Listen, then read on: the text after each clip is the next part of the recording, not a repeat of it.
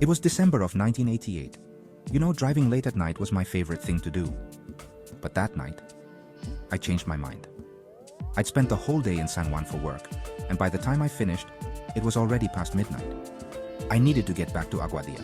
My family was waiting, and I didn't want to waste money on a hotel. So I hit the road.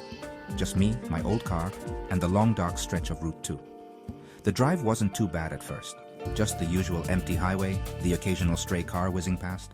But everything changed when I reached Isabela, right near the Taino face, the one carved into the mountainside. You know the one.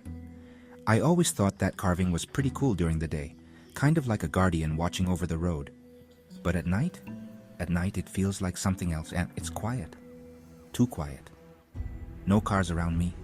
Just me, the road, and that face staring from the dark. I remember feeling a chill right when I passed it, even though the air was warm. I thought maybe I was just tired, you know? Exhaustion can make you imagine things, right? But then, I saw her. A woman. She was standing on the side of the road, dressed in a white gown, like something out of a wedding. It was so strange. I swear, she wasn't there 1 second, and then suddenly, she was. I should have just kept driving. But something in me, I don't know. Maybe it was guilt. Maybe it was just instinct. I pulled over. I figured maybe she was in trouble. Maybe she needed help.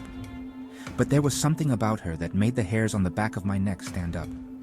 She didn't say a word when I asked if she needed a ride, just nodded, slow and deliberate. So I opened the door. She got in the back seat.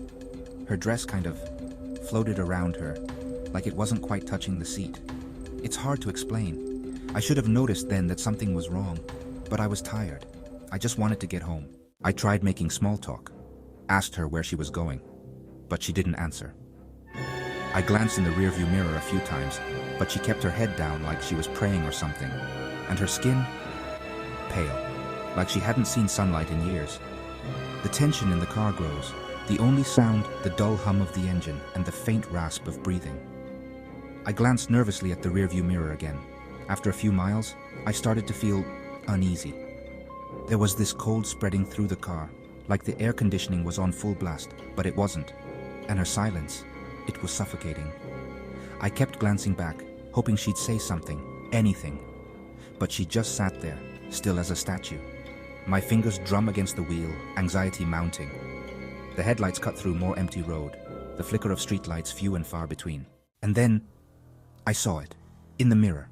Her face is now visible. Her eyes are hollow, dark pits, and her mouth hangs open, far too wide, as if in a silent scream. Her face, God, her face, it wasn't human. I slammed the brakes. I don't even remember doing it. My body just reacted. My car screeched to a halt, the sudden motion throwing me forward. I looked over my shoulder, panic set in. I turned around and she was gone. Just gone. The back seat was empty, but I swear I could still feel her in the car. It was like her presence was still there, lingering in the cold. I sat still, gripping the wheel, eyes wide looking at the empty back seat, my breath coming in ragged gasps. I didn't waste any more time. I floored it. I didn't stop again until I was home, my hands shaking so bad I could barely get the keys out of the ignition. And when I looked at the back seat one last time, there was something there, a small wet patch where she'd been sitting. It smelled like old flowers, and something else, something I can't describe. I told myself I imagined it, that I was just tired. But when I told my wife about it, she just stared at me.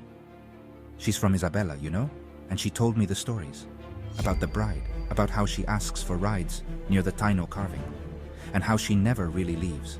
I'm never driving that road at night again. And if you do, don't stop.